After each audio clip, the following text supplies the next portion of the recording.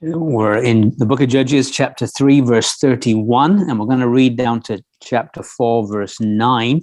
And we're going to consider actually three people this morning: Shamgar, Deborah, and Barak. And so beginning in verse 31, it says, "And after him," that's after Ehud, "was Shamgar, the son of Anath, which slew of the Philistines 600 men with an ox goad, and he also delivered Israel.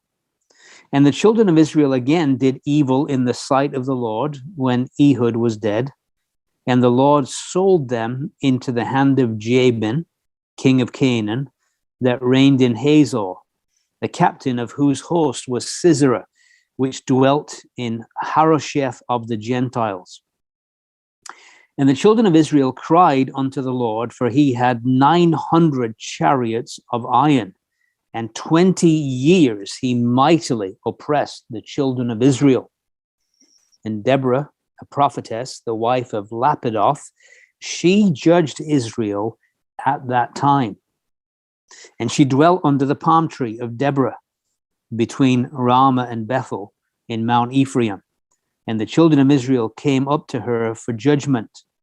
And she sent and called Barak, the son of Abinoam, out of Kedesh Naphtali, and said unto him, Hath not the Lord God of Israel commanded, saying, Go and draw toward Mount Tabor, and take with thee 10,000 men of the children of Naphtali and of the children of Zebulun. And I will draw unto thee to the river Kishon Sisera, the captain of Jabin's army, with his chariots and his multitude, and I will deliver him into thine hand. And Barak said unto her, If thou wilt go with me, then I will go. But if thou wilt not go with me, then I will not go. And she said, I will surely go with thee, notwithstanding the journey that thou takest shall not be for thine honor. For the Lord shall sell Sisera into the hand of a woman. And Deborah arose and went with Barak to Kedesh." And again, God will bless that reading of his precious word to us. And I'm sure we'll be encouraged as we study this portion together.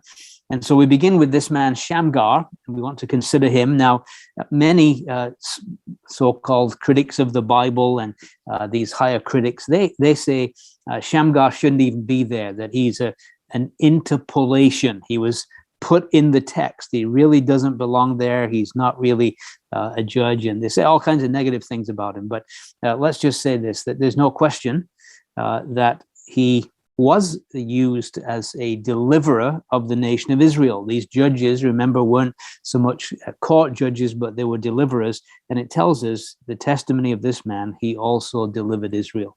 Now, what's interesting is there's not a lot told to us about Shamgar. He's mentioned here in verse 31, and he's also mentioned in chapter 5.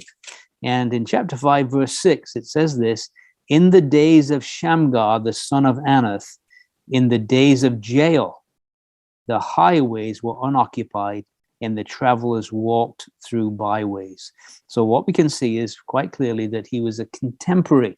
And so he's about the same time frame as Jael. And then verse 7, and the inhabitants of villages ceased. They ceased in Israel till I, Deborah, arose. So it's kind of the same time frame. So obviously, clearly meant to be discussed at this context, at this time. So what do we know about him, this man Shamgar, because so little is said about him in Scripture? What we do know is that his name, Shamgar, means, and there's two derivatives of his name. One is stranger, and the other is sword. They almost seem, how could they be related? But that's what the experts tell us, stranger and sword. And in a sense, perhaps it's very fitting, because it seems that he was a stranger to the sword. He didn't have the use of a sword. He only had an ox goad, and that's what he used, but he used it very effectively to slay of the Philistines 600 men. Also, it seems that he has a Gentile name. He's the son of Anath, and Anath is the Gentile name. And so maybe this stranger, which would be fitting, right? If he's a Gentile, he's not part of the people of God, and yet he associates himself with the people of God, and he fights with them against their enemies. And so maybe one that heard of God's great dealings in the past and wanted to identify himself with the people of God, but nevertheless a stranger. And he was a stranger. He was simply a plowman. Having an ox goad would tell us that he was a plowman. We'll explain that a little bit more, but just a simple kind of rural activity that was his occupation. He's certainly somebody, as we said, a stranger in terms of his background. But one thing we know is that for all the insignificance that seems to be connected with this man Shamgar, is that God took him up and used him to deliver Israel. And so that's a great thing to say about him. So what's really significant about Shamgar was the weapon that he used, an ox goad. Now, we're told that an ox goad was a strong pole about 8 feet long. I'd never realized that until I did this study.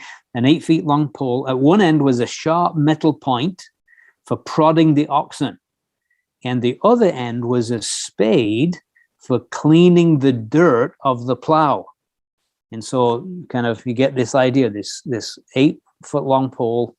Don't know what that is in meters, but you can get the idea. It has a sharp pointed metal edge at one end, and it has also a spade kind of end at the other end for cleaning off the plow. It was the closest thing that Shamgar could find to a spear, because it would seem that at this time the enemy had confiscated the weapons of the Israelites. If you look again at chapter 5, you'll notice this statement in verse 8. They chose new gods, then was war in the gates. Was there a shield or spear seen among 40,000 in Israel? And so it would seem that Israel had been basically disarmed by the enemy. They'd taken all their weapons away from them. If you look at 1 Samuel, you'll see another occasion like that, and that would be during the time of the Philistines in 1 Samuel 13, verse 19. It says, "Now there was no smith found throughout all the land of Israel." It's 13, verse 19. "For the Philistines said, lest the Hebrews make them swords or spears. But all the Israelites went down to the Philistines to sharpen every man his share, and his coulter and his axe and his mattock. Yet they had a file for the mattocks, and for the coulters, and for the forks, and for the axes, and to sharpen the goads." And so it would seem that there wasn't much available as far as weaponry. So verse 22, it came to pass in the day of battle that there was neither sword nor spear found in the hand of any of the people that were with Saul and Jonathan, but with Saul and with Jonathan his son was there found. So again, we get the idea. One of the things that the enemy wants to do to bring people into subjection is to take away all their weapons. That's kind of an interesting thing here in the States. The whole idea of the people having guns and all the rest of it is that they recognize that whenever there's tyranny, the first thing that the government does is remove the weapons from the citizenry. Now, again, I'm not getting into politics. I'm just telling you that's a fact of the matter. First thing Hitler did when he came to power, he disarmed the citizenry and he gave it to his henchmen and his thugs. That's what happens when tyranny occurs. So the Israelites find themselves without weapons. All he had in his hand was an ox goad. But yet we're reminded that, again, the Lord would say to us, what is in your hand? Because God is able to use what we have, no matter how seemingly insignificant it is, to bring deliverance to the people of God. And so Shamgar used an ordinary instrument to do an extraordinary work for God. And God, again, will use whatever's in your hand for his glory, if we allow him to do that. even something as unlikely as an ox goad. And we have a tendency to think, well, what can I offer? What can I give? And the Lord just simply wants our availability. He's not looking for our ability. He's looking for our availability. What's in your hand? I can take it and I can use it for good and for glory, for my glory. And so we need to ask ourselves, am I available to the Lord? Am I willing to be used of the Lord? What is in my hand that God could take up and use me in some seemingly insignificant thing, but he can use it in a marvelous way for his glory. So far in chapter 3, as we consider the three judges, we have Othniel, and we're reminded that the power of the Spirit came upon him. The Spirit of the Lord came upon Othniel. We have Ehud, and he had the power of the sword. Remember, he had made this two-edged dagger or two-edged sword. And so you've got the power of the Holy Spirit, the power of the sword, and then in Shamgar, the simple power of service. He just used whatever he had to serve the Lord. And these three elements are so critical if we want to be useful. The Spirit of God upon us, the sword of the Spirit or the word of the Lord in our hands, and a willingness to serve. In these three areas, if we have these three things, Spirit of God upon us, I mean, we're all indwelt by the Spirit, but is our ministry anointed by the Spirit? We have his empowerment?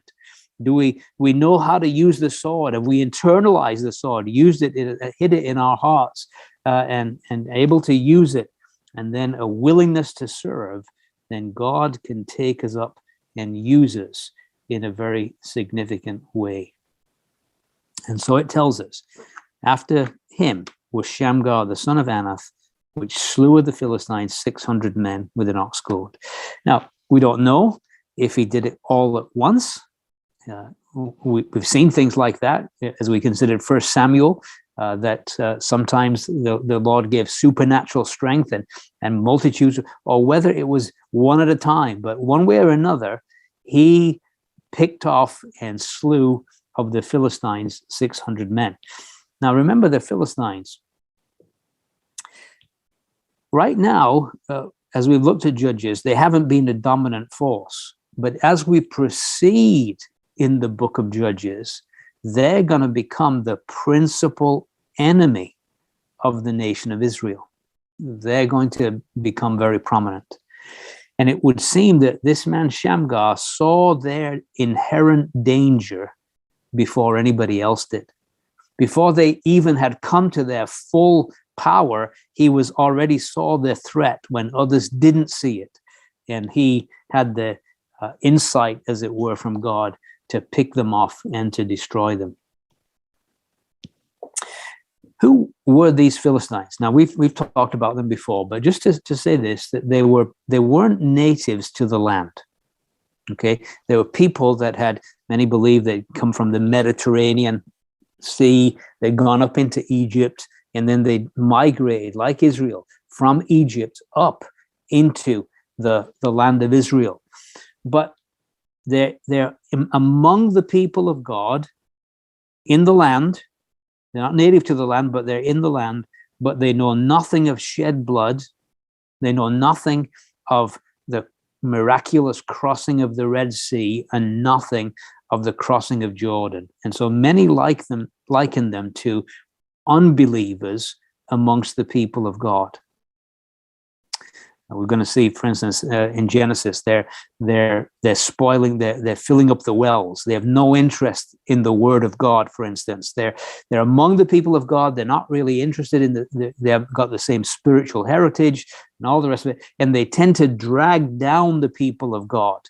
And it's true that if we're in a congregation that's a mixed multitude and we have unbelievers amongst us, they don't have the same appetites and they don't have the same experiences. And they have a tendency to drag down the people of God. They don't have an appetite for spiritual things. And he saw the danger of these Philistines before others saw the danger. And he was used of God in a marvelous way to kill 600 of these Philistines. So enough about Shamgar, we thank the Lord for Shamgar, for this man who God used him with what was in his hands to accomplish deliverance. He also delivered Israel, the writer of the Judges wants us to know. So now chapter 4 and verse 1. Now what's unique about chapter 4 is that, in a sense, the incident that we're going to look at in chapter 4, we have a unique situation in that there's a victory hymn written to celebrate what happens in chapter 4 in chapter 5. And so that's kind of unique. We don't see that elsewhere. And it's going to kind of give the hymn will give a narration and information about the great victory that took place. What we find is, we read verse 1, it says, the children of Israel again did evil in the sight of the Lord when Ehud was dead. And so what we see is that Israel's loyalty to the Lord was superficial and seemed to depend entirely upon the restraining influences of the judges. I hope we're seeing a pattern here, that whenever the judge was alive, they followed the Lord, but then when the judge was dead, they go back to their old ways once again. And so it would seem that the judges had a restraining influence for God. And we're told to be like that, aren't we? We're told to be like salt. And you remember what salt does? It preserves. Remember in the days before refrigeration, how would you get meat? Well, you'd salt it, wouldn't you? And it would have that preserving aspect. And the Lord would say, if the salt's lost its savor, it's useless, no good for anything. And so it gives preservative, it gives flavor as well. Of course, we all like our salty bacon and all the rest of it because we like salt. It's a nice flavor. And so the idea of the believer, we're all meant to be people that are used of God to hold back corruption, to restrain, and also to give a beautiful flavor to life. And of course, when the restrainer is removed, then evil predominates. And of course, we know prophetically there's a day coming soon when the church, the restrainer, will be removed. And literally, if you pardon the expression, all hell will break loose when the church is removed. But certainly these judges, they had a restraining influence. And wherever they were alive, the people of God behaved themselves once they were gone. And so we need to ask ourselves, am I living that kind of a life that it actually has restraint, causes people to be restrained? Does it do that to people? Do I affect? Now, I can remember as a young Christian, newly saved in the workplace, and it was an interesting thing, but when I would come into the coffee room, if they were telling dirty jokes, immediately they'd stop. It was kind of an amazing thing. And I was only a new believer, and yet there was a restraining influence. They knew who I was and who I served, and that seemed to cause them to back off a bit, you see. So we're meant to be that salt in this world, and I hope that we are being like that. But notice it says the children of Israel again did evil in the sight of the Lord. And of course, what that evil is we've seen all along, is they go into Baal worship. Basically, they go back to idolatry and all the immorality that's connected with it. And so there's nothing new or original about what they do. And it tells us something about sin. It's difficult to be creative in sin. There's a certain monotony about it. Most of what people do has already been done before. We do the same thing over again. It really is a boring routine. There's nothing fresh, nothing new, nothing exciting about it. It's the same old stuff. And every time Israel sin, they go back to the same old again. It's just the same. And so what it is the fast lane that people talk about. Oh, you got to go in the fast lane. The fast lane soon becomes a rut, and people get themselves in that rut. and yet with Christ, every day is a new day. There's a freshness. There's a newness about this eternal life we have. But sin is just boring. It's the same old stuff. And so they go back to the same old routine. No originality, back to the slavery and the staleness of sin. And let's just say this, it doesn't satisfy. We often sing this beautiful hymn, and I love it. Now, none but Christ can satisfy. None other name but he. There's life and peace and lasting joy, Lord Jesus, found in thee. Don't be deceived about sin. It does not satisfy. It has pleasure, but it's momentary. It doesn't last. And it becomes a rut and a routine and a slavery and a bondage. And we need to tell the people of this world what sin is really like. Sin and all its ugliness. And we need to preach the exceeding sinfulness of sin and the fact that it doesn't satisfy, and only Christ satisfies. And so they go back again to their old ways, back to the old rut. They did evil, and we said last week, and again we say it's in the sight of the Lord. It may not have been considered even wrong in the Canaanite culture what they were doing. It was probably perfectly acceptable, but in the sight of the Lord, it was evil. They did evil in the sight of the Lord when Ehud was dead. And it says, the Lord sold them into the hand of Jabin, king of Canaan, that reigned in Hazor, the captain of whose host was Sisera, which dwelt in Harosheth of the Gentiles. Now this enemy, Jabin, king of Canaan, reigned in Hazor. Well, we've already seen him before, or at least seen somebody with the same name before. If you look back to Joshua 11, it tells us in the first 15 verses, and we won't have to read them all, but we'll read a few just to get the sense. It says in verse 1 of Joshua 11, it came to pass when Jabin, king of Hazor, had heard those things, that he sent to Jobab, king of Madon, and to the king Shimron, and to the king Aksaph, and to the kings that were on the north of the mountains, and of the plains south of Chinneroth, and in the valley, and in the borders of Dor in the west. And look at down in verse 8, it says, the Lord delivered them into the hand of Israel, who smote them and chased them to the great Zidon, and to Misrephoth Maim, and so on and so forth. And verse 9, Joshua did unto them as the Lord bade him. He hocked their horses and burnt their chariots with fire. And Joshua at that time turned back and took Hazor and smote the king thereof with the sword, for Hazor before time was the head of all these kingdoms. And so how come he's back again? If Joshua slew the king of Hazor, Jabin, and if he destroyed Hazor, how come that this old enemy is back once again? Well, could it be that Jabin is a title rather than a proper name?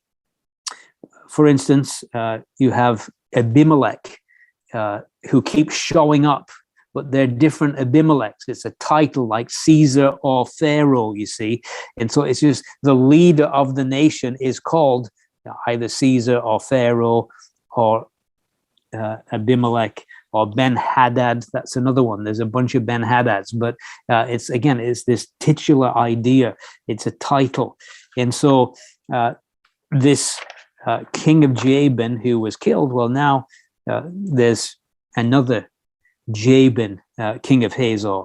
And it illustrates the fact that old foes can be resurrected in new forms to vex the Lord's people who lapse into their former sinful ways. And it is true, enemies that we once defeated, if we begin to backslide, those enemies can come back and bring us into bondage once again. And we already had the victory over them in the past. We slew them. And now, because of compromise, those enemies have come back again.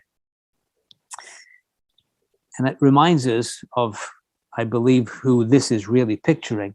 It's picturing the devil. Do you remember he was defeated at Calvary? Do you remember he received that fatal head wound at Calvary and at the cross? And yet that old enemy still keeps coming back, doesn't he?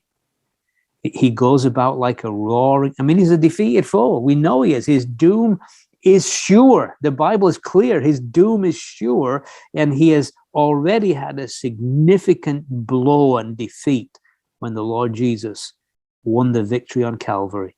And yet this scoundrel, this enemy, keeps on coming back and keeps on coming back.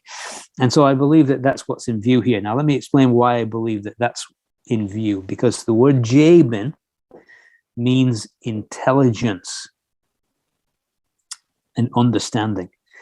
And I believe it is representative of that wisdom that descendeth not from above.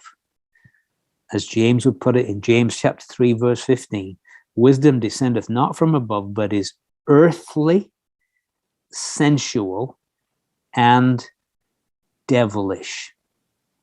It's the wisdom of this world that is brought to us by the God of this world, small g, by this prince of the power of the air. And I think of the airwaves when I think of that, right? The prince of the power of the air. This individual who's the chief minister of misinformation. He's a liar from the very beginning, right? And so this wisdom, human wisdom, if you like, devilish wisdom that's opposed to divine revelation. And notice this Jabin is, well, he's got a host under him, because you've got, it says, he reigned in Hazor, the captain of whose host was Sisera, which dwelt in Harosheth of the Gentiles. So again, it's a clear picture of this one that we're up against, this liar who has principalities and powers and the rulers of darkness under his authority. And this is our enemy that is in view here, and particularly his work as the minister of disinformation, his propaganda, his lies. Of course, Israel's complacency and wickedness led to the Canaanites regaining a foothold in the land, these old foes coming back to vex and enslave the Lord's people, lapsing into their former sinful ways. And of course, the sad thing is that it says the Lord sold them. How heartbreaking that must have been, to have to use these enemies to chasten his own people, for the Lord to have to sell his people. And you get something of the heartache of it in Psalm 44. I want you just to see there, Psalm 44, verse 12, about how hard it must be for God to have to do this, to chasten his people so that they're brought back to him. Thou sellest thy people for naught, and dost not increase thy wealth by their price. He sold them for naught and had not been enriched himself in doing so. It was hard for the Lord to do this, but he did it because he loves his people, and whom he loves, he chastens. And so it tells us in verse 3, the children of Israel cried to the Lord, for he had 900 chariots of iron, and 20 years he mightily oppressed the children of Israel. Notice that the oppression time getting longer, 6 years, 8 years, 20 years. And so 20 years before they cry out to the Lord.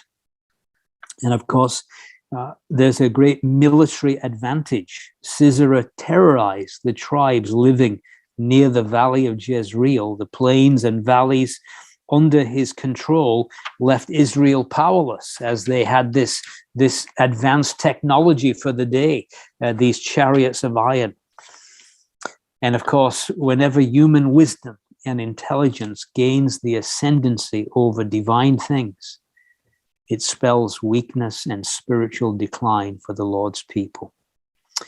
And we got to recognize this. And again, can I just, a word of exhortation to my own heart and to all of us, really, that when you're listening to the media, it doesn't matter what media source it is, there's an agenda behind it. And who's behind it? The prince of the power of the air. And he wants to deceive the people of God. He wants to bring them into bondage. He wants them to be crippled with fear so that they're cowering down. He wants, and again, we've got to be careful about this because this pandemic, the Lord's people have been terrorized in fear. God has not given us a spirit of fear, but of power and of love and of a sound mind.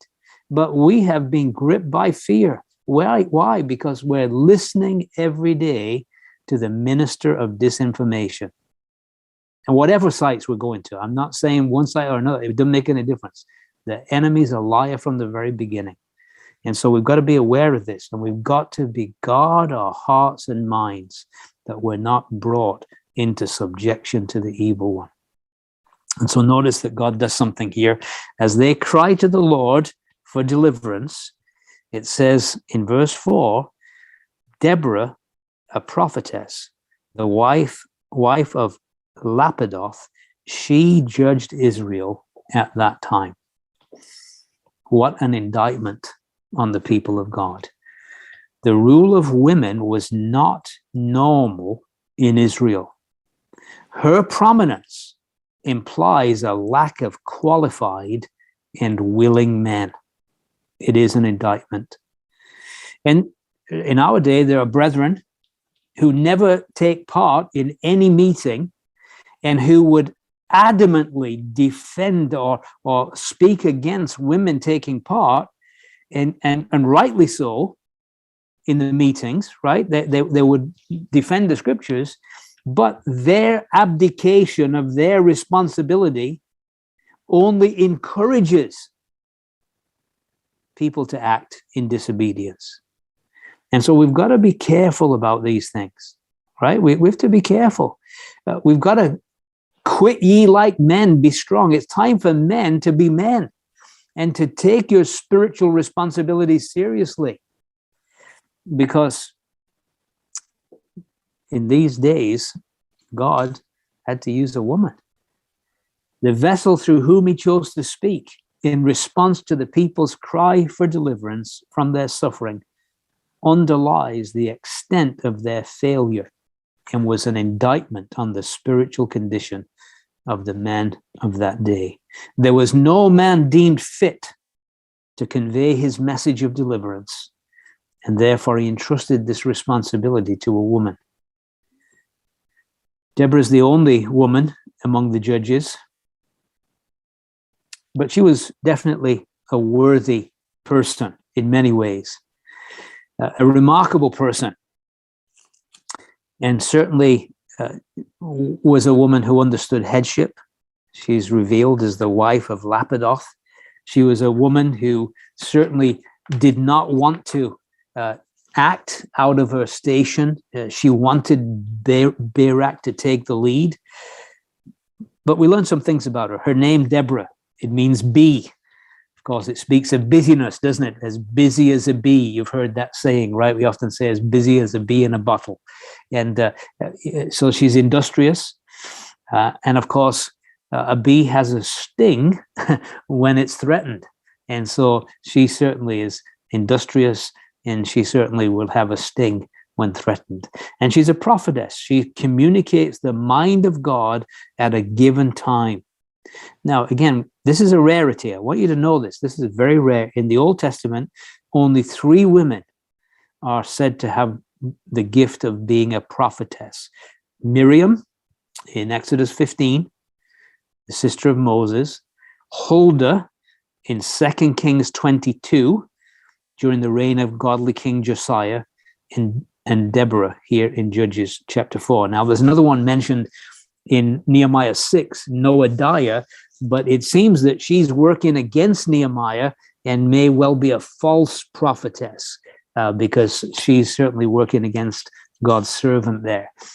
But all I want you to see is it's a rare thing. In the New Testament, once again, it's extremely rare to come across a prophetess. There's Anna in Luke's Gospel, chapter 2, verse 36, who really still part of the Old Testament economy, really, because the New Testament era really begins at Pentecost. But nevertheless, Anna, and then you have Philip, who had 4 daughters that prophesied, Philip the evangelist in Acts 21. So all I'm saying is that it's a very rare thing for a woman to be called of God as a prophetess. And the rarity of it would tell us, in one sense, that generally speaking, these women were raised up in bleak times where men abdicated their spiritual responsibility, generally speaking. And so, for instance, Huldah was a time where things were very wicked, very corrupt, and she had the mind of God at that time.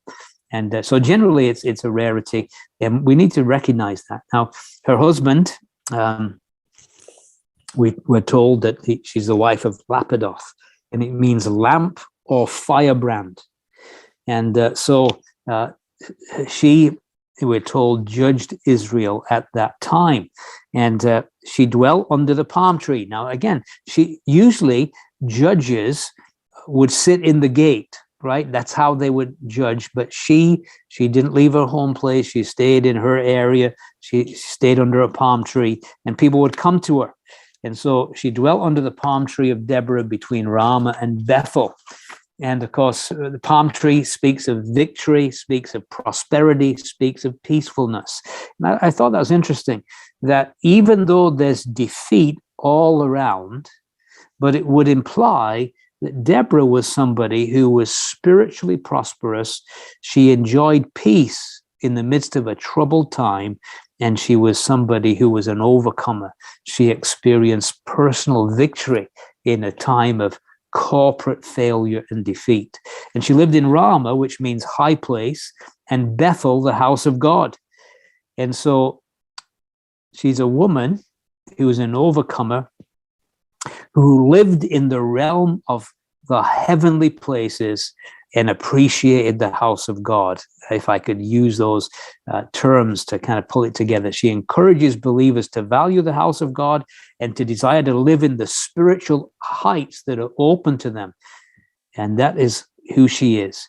Quite a picture, really. The whole of Israel streaming up the hill country of Ephraim so that Deborah could hear their cases and make judgments.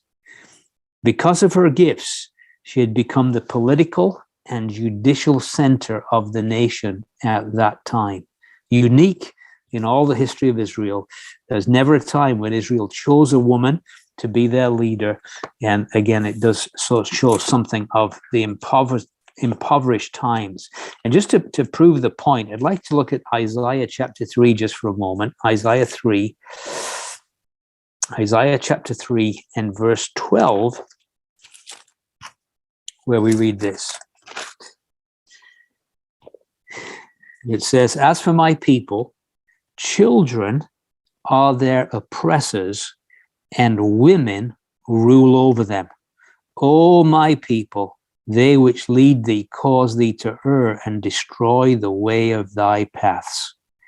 And so again, usually we would say that when this is the situation, when their children oppress them, when women rule over them, it means that the country is in a very bleak condition. Sad condition, no male leadership in the land. So God raises up this prophetess to judge the nation. And yet it's very clear as we proceed that she doesn't want that place. She'd rather men take the leading role. And we're going to see this as we move on. Verse 6, it says, "She sent and called Barak the son of Abinoam out of Kedesh Naphtali and said to him, Hath not the Lord God of Israel commanded, saying, Go and draw toward Mount Tabor, take with thee 10,000 men of the children of Naphtali and of the children of Zebulun." And so she calls Barak and basically calls him to recruit an army to go towards Mount Tabor because the Lord has commanded that, and the Lord has intentions to deliver the children of Israel as a result of their crying out to him. Now, Barak, quite a common name in Israel, and it means lightning, and it perhaps suggests the swiftness of God's power to deliver. She calls him privately, not wanting to publicly humiliate him. She sees her place in God's economy. The son of Abinoam means father of pleasantness or graciousness, and he's from Kedesh Naphtali. Now, I love the meaning of this. Kedesh Naphtali means sanctuary of the wrestler. Sanctuary of the wrestler. Does this not remind us at least of Jacob wrestling with the angel? Does it not remind us, in a sense, of a man wrestling in the sanctuary so that spiritual warfare can be won against the principalities and powers that are in heavenly places? Remember Ephesians 6, we wrestle not against flesh and blood, but against principalities and powers, against the rulers of the darkness of this present age. So it's a pictures a man of the sanctuary, and in the sanctuary he is praying, and as a result of his praying, divine power is exerted against the enemies of God's people, against principalities and powers. And certainly, if ever there was a day when we need men of the sanctuary who know how to wrestle with God in prayer, today is such a day. We need people who know how to fight on their knees, who know how to wrestle with God for victory and for blessing. And so the need of men and women of prayer to engage in successful warfare against the wisdom of this world is very relevant and needed today. Now, he's told to bring his army, 10,000 men, to Mount Tabor. And what a great place to gather 10,000 men together. Mount Tabor, it certainly would be safe from Sisera's chariots. It's a conical shaped mountain. It rises 18,430 feet, or 5,617 meters above the valley of Jezreel at the eastern end. And so there's no way these chariots would be effective when they're on Mount Tabor. It's kind of interesting. We'll think more about it next time when we look at chapter 5. But while they were on Mount Tabor, they were safe. The enemy couldn't get them. But in order to defeat the enemy, they had to leave the high place and come down in the valley to fight the chariots. And there's going to be significance, great significance to that. But I'll just mention it now. This is where God gathers them. It would seem that God had already called him prior to Deborah speaking to him. Because notice again, verse 6, she called Barak, the son of Abinoam, out of Kedesh Naphtali, and said unto him, hath not the Lord God of Israel commanded, saying? In other words, it would seem that God had already commanded Barak to do this, but he was reluctant to do it. And he needed the promptings of this woman to actually get him to do what he should have been doing willingly already. So God uses a woman to stir him up to move. I wonder how many of us have profited from the gentle nudge of a godly sister. Has there ever been any godly sisters that have encouraged some of us brothers to take our place and to get moving for God? I can think of that. Very definite examples, even in my own life, of women that have been a real encouragement for me to step up for the Lord and to serve him.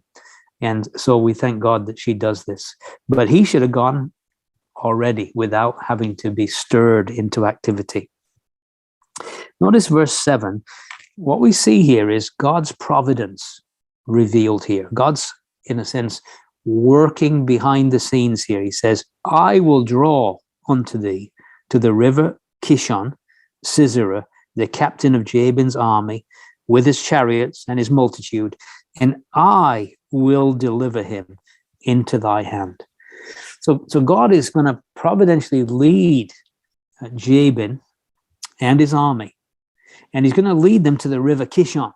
Now, what we know, and there's a lot of help in this story from Josephus. And what he says is that this is the dry season when this event is taking place. And the river Kishon was nothing but a little wadi. like a little stream. And so ideal for his chariots, right? Dry land, he's, flat land. Wow, he's going to go down there ready to fight. And he's thinking, wow, I've got everything's on my side. I've got the technology. I've got the landscape is perfect. All he can see is victory. But God, according to Josephus, was going to cause a great storm to come down in the dry season. Not typical at all. And this storm, of course, Baal, the god of the Canaanites, well, he was supposed to be the god of the storms. And so for this storm to come up in the dry season, according to their suspicious minds, would tell them that God was against them. And flash flooding would occur, making their chariots ineffective. Just look at chapter 5 to see that we're not kind of making all this up or dreaming all this up. Lord, when thou wentest out of Seir, when thou marchest out of the field of Edom, the earth trembled and the heaven dropped. The clouds also dropped water. And so quite clearly, the Lord is going to bring storms that are going to affect Sisera and affect his ability to fight. And so clearly the Lord has all this in view. Now, a couple of quick points. First of all, I want to just think about Barak for a moment. Despite his hesitancy, and we're going to see even more of it, what's interesting is that in Hebrews 11, verse 32, Barak is listed. Interestingly enough, Deborah and Jael are not mentioned, but Barak is mentioned. So again, despite his hesitancy, there was definite faith seen in this man Barak. And of course, the wisdom of the world would mock at the Lord's command to Barak to take the Israelite forces into territory through which the river Kishon flowed, which was a valley, which was a dry valley, would have been, in a sense, a suicidal mission. And so it took him faith to go down there, right? They've got all the advantage, the chariots of iron, flat land in a valley. I mean, this is an act of faith. He has to believe that God is going to do something. They also had a scarcity of weapons, as we've already seen in chapter 5, verse 8. It says they choose new gods. Then was war in the gates. Was there a shield or spear seen among 40,000 in Israel? So they're up against all this technology, all this weaponry of the enemy, and they don't seem to have anything. And so it seemed like it was a complete suicide mission. And yet Barak believed God. And yet there's a reluctance. It says in verse 8, Barak said to her, if thou wilt go with me, then I will go. But if thou wilt not go with me, then I will not go. Basically, he said, okay, I'll go, but I need a woman to hold my hand. I want you to go with me. I want you to help me. So despite his clear faith, evidenced in Hebrews 11, there's a reticence there. And he says to God, he actually is giving God conditions, really. God says, I will draw, I will deliver. God has commanded, and he says, okay, Lord, I'll go if she goes with me. And so in a sense, he's giving conditions, supplemental conditions. God says, I will. His response was, I will not. If you'll go with me, I'll go, but if not, I won't go.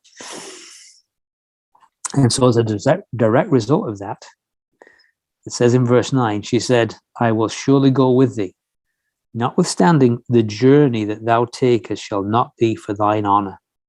For the Lord shall sell Sisera into the hand of a woman. And Deborah arose and went with Barak to Kadesh. So a prophetic word here. Basically, she says, you're not going to get the honor. The honor will fall into the hands of a woman. And isn't it an interesting thing? We're warned in Revelation chapter 3, verse 11, let no man take thy crown. Or we might paraphrase, let no man or woman take thy crown.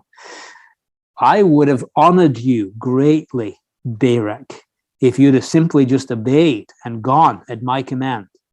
But because you made these stipulations, these additional conditions, the honor is going to go to someone else. The honor will go to a woman. And so we, again, need to make sure that nobody takes our crown, that we don't lose our reward. God has a battle for us to fight for him. And we may not have much in our hands, like Shamgar. We may, whatever's in our hands, the Lord says, I can use you. But we have to be willing to be used. We have to be dependent on him to win the victory. Because, again, there's no way that Barak could arrange a storm. It was God that gave the victory. And God always gives the victory. But often the victory is won in Kadesh Naphtali, the sanctuary of the wrestler. May God encourage us to go into the sanctuary of the wrestler and to do battle against these principalities and powers in these heavenly places. Let us learn to wrestle with God for victory in these days. May the Lord encourage us with these thoughts.